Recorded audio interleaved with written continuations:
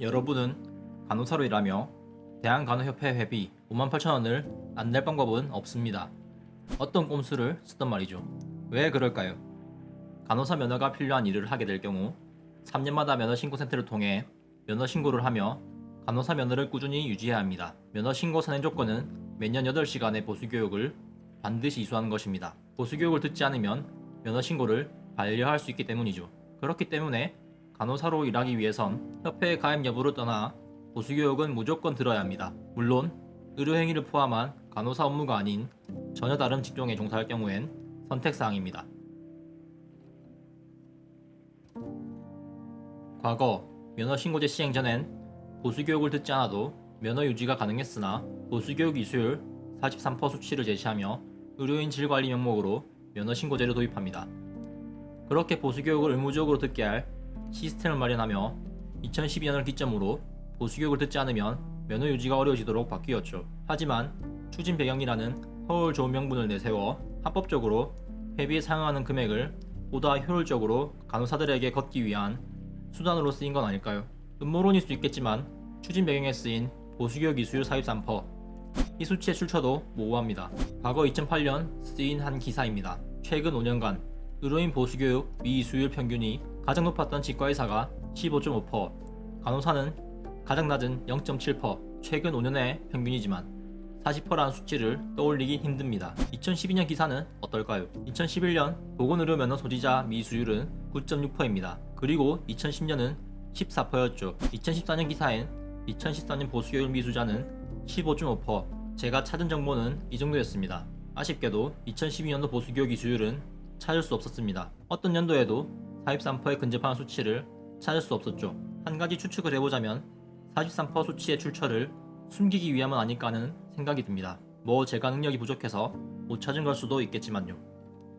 그렇다면 어떻게 43%의 수치가 나온 것일까? 합리적 추론을 해보죠. 첫 번째 상황은 이것입니다. 2012년 면허신고제 시행일은 4월 29일, 1월부터 4월까지 이수율만 조사하고 5월에서 12월에 들으려 했던 의료인들은 미수자로 간주한 편향된 통계일 경우 가능할 것 같습니다. 두 번째 상황은 미수율은 35.6%라고 적혀 있습니다. 그러나 이 기사에는 2014년 보수교육 미수자는 54,181명, 보수교육 대상자는 349,176명. 그러나 여기서 미수자, 면제자만 이야기하고 남은 인원에 대한 언급은 없습니다.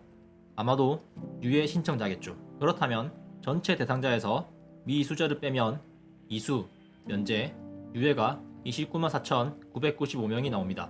그럼 전체 면허 등록자와 이 값을 나누면 64.36%, 반올림하여 64.4%.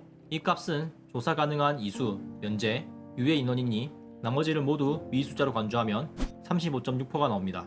반대로 순수하게 이수한 사람만 산정했을 경우 이수자 26만 7,334명의 전체 면허 등록자를 나누면 58.3%, 처참한 수준의 이수율을 볼 수 있게 됩니다. 틀린 말은 아니지만 현 상황을 부풀려 누군가에게 경각심을 주어 선동하기엔 적절한 내용이죠.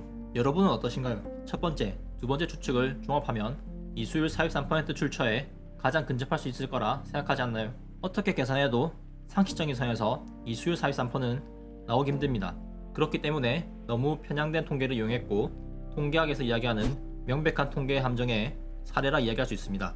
순수하게 보수교육 대상자 인원으로만 통계를 냈어야 하며 그 중에서도 당해 퇴사를 했거나 의료인이기를 포기한 비율도 있을 수 있기 때문에 실제 현업에 종사 중인 의료인의 보수교육 미수율은 현저히 더 낮을 것입니다. 이 기사에 면허 신고를 하지 않아 면허 정지 처분이 될 거라는 조산사, 간호사의 수는 8,665명, 상당히 많은 수치이지만 기사 내용을 가지고 유추해내야 하는 값입니다. 이런 통계를 이용하여 의료인들을 불성실하며 질이 낮아 믿음직하지 못한 이런 프레임을 씌워야만 국회의원들로 하여금 법안을 통과시킬 수 있었다면 어쩔 수 없는 일이겠죠. 그러나 이런 불성실한 비율을 보이는 의료인의 질관리 차원이라 하여도 정말 순수하게 정보관리 및 질관리를 위해 했다면 제도 도입의 효과를 평가한 조사는 왜 찾을 수 없을까요? 의료의 질이 얼마나 상승했는지 인적 자원을 대상으로 실시된 조사를 찾기 힘들었습니다. 우연의 일치인지 몰라도 간호사가 무조건 들여야 하는 보수교육 비용의 회원과 비회원 금액 차이는 58,000원. 이 금액은 협회비와 동일합니다. 이러한 시각으로 접근했을 때 제가 앞서 언급했던 의료인협회의 수입을 늘리기 위한 수단으로 면허신고제를 도입한 것은 아닐까에 대한 근거로 제시한 이야기들이 허무맹랑한 소설 같은 음모론인지 합리적인 의심인지는 여러분의 판단에 맡기겠습니다. 물론 의료인 관리를 위함도 있겠지만 순수한 목적이 뭐였는지 의구심이 들 수밖에 없습니다. 온라인 강의를 수강하려 사이트에 접속하면 상단의 빨간 표시로 교육비는 협회비가 포함되어 있지 않습니다. 이렇게 명시되어 있습니다. 저 강조된 문장을 처음 봤을 때 회원과 비회원의 금액 차이는 딱 협회비만큼 나는데 무슨 소리 하는 건지 의아했습니다. 그래서 찾아봤죠. 먼저 간호사 보수교육은 대한간호협회의 주요 사업 중 하나입니다. 협회 예산서 수입에는 따로 항목이 없지만 결국 협회에 들어가는 돈이죠. 그렇기에 보수교육을 들어야 하는 의료인 입장에선 협회비를 보수교육으로 걷는 게 아닌가 하는 논란도 있었습니다. 과거 2012년 보건복지부에서 배포한 의료인 면허 신고제 지침에 보수교육비와 협회비를 연결할 수 없다고 해놨으나 실제 2014년 보수교육비와 관련하여 협회는 감사원에 지적당합니다. 이때는 직접비와 간접비라는 명확한 정의나 금액차 등에 대한 상한선이 명확하지 않았습니다. 그리고 2020년에 배포된 매뉴얼에는 언제부터 추가되었는지는 모르지만 직접비와 간접비라는 명확한 정의가 실려있고 간접비 명목으로 보수교육비를 협회비 이하 수준으로 비회원에게 부과할 수 있다 되어 있습니다. 얼마나 협회가 효율적으로 예산을 편성하고 알뜰살뜰하게 기획, 감독했으면 협회비 이상이 아니고 놀랍게도 협회비 수준에서 딱 맞아 떨어지게 보수교육 예산을 편성했다는 것에 정말 눈시울이 붉어집니다. 힘들게 일하는 간호사들 한 푼이라도 아껴주려고. 여튼 이 빨간 글씨로 적혀진 문구는 이전부터 있었던 회원과 비회원의 보수교육비 차등 적용 논란에서 자유로워지기 위한 하나의 안전장치이며 매뉴얼을 수정함으로 협회비 금액까지 책정할 수 있는 합법적 장치를 만들어놨다고 요약할 수 있겠습니다. 비회원들 입장에선 협회비 수준으로 간접비가 나오니 보수교육비와 협회비를 연계한다 생각해도 협회 측에서 규정만 들이밀면 그건 너의 기분 탓이야 라고 할 수 있으니 마땅한 수가 없습니다. 한때 온라인 커뮤니티를 떠돌던 술은 마시고 운전했지만 음주운전은 안 했다. 딱 이 상황이지 않을까요? 회원과 비회원 간의 보수교육비 차이는 협회비만큼 나지만 협회비를 거둔 건 아니다. 앞서 이야기한 대로 간호사 면허가 필요한 일을 하기 위해서 비회원은 어떤 경로로든 협회비랑 동일한 금액을 지출할 수밖에 없고 협회비를 내지 않으려면 간호사 면허가 필요치 않은 일을 할 수밖에 없다는 결론이 나게 됩니다. 물론 회원 등록 기간을 잘 이용해서 금액을 조금 줄이는 방법이 있지만 이익단체라고 주장했던 사단법인이 과연 손 놓고만 있을까요? 2020년 기사에 이런 편법이 많다는 것을 이야기한 만큼 협회는 수입이 줄어들 만한 허점을 보완하기 위해 어떤 고민을 하고 있을지 알 수 없습니다.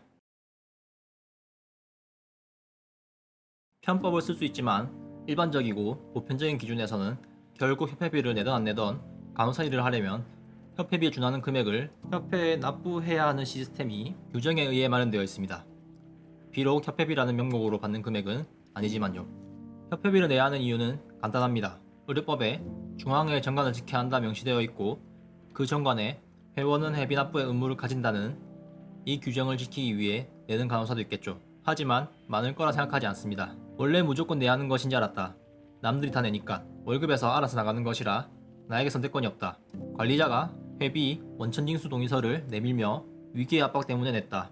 내고 싶지 않아도 협회비를 내지 않기 위해 여기저기와 씨름하고 업무를 병행하며 간호부와 맞서는데 에너지를 쓰고 싶지 않다. 이런 이유처럼 협회비를 아끼기 위한 행동들로 인해 어떤 상황이 나에게 들이닥칠지 모를 걱정이 앞서며 어차피 어떻게든 나갈 돈이기에 방금 이야기한 피곤한 일에 엮이기 싫을 뿐이겠죠. 협회비가 급여에서 자동으로 빠져나가는 원천징수 당하는 간호사들의 경우 협회비를 안 낸다고 단체로 간호부나 협회비 담당 직원에게 항의를 하여 안 내는 것으로 협의를 본다 한들 결국 교육비로 빠져나가게 될 것이고 근무진의 문제만 일으키는 꼴만 될 것입니다. 그에 대한 결과는 얻는 것은 없고 결집해도 해결될 수 없다는 절망감과 주변에 따가운 시선들만 남겠죠. 이미 오랜 기간 유지되어 온 시스템을 바꾸기란 쉽지 않습니다. 한 조직이 붕괴될 만큼의 단합력을 보여주더라도 이미 시스템을 갖춘 상태이기 때문에 마땅한 대책 또한 없습니다. 그렇기 때문에 간호사들이 현재 할 수 있는 것은 회비 사용에 대한 투명성을 요구하는 것 뿐입니다. 하지만 현실이 그러하듯 이미 많은 문제들이 임상에 있는 간호사들을 힘들게 하고 있습니다. 협회비에 신경 쓸 여력이나 남아있을까요? 저는 영상을 보고 여러분이 행동하길 바라지 않습니다. 그렇게 되지 않을 것이란 것도 이미 알고 있습니다. 그저 이래서 이렇게 되었구나. 이런 상황을 인식하는 계기가 되었으면 하는 생각뿐입니다. 이번 영상 어떠셨나요? 도움이 되었다면 좋아요를 눌러주세요. 흥미로운 임상 이야기나 제보할 것이 있다면 고정 댓글 오픈챗 1대1 대화를 통해 이야기를 남겨주세요. 영상 시청해주셔서 감사합니다.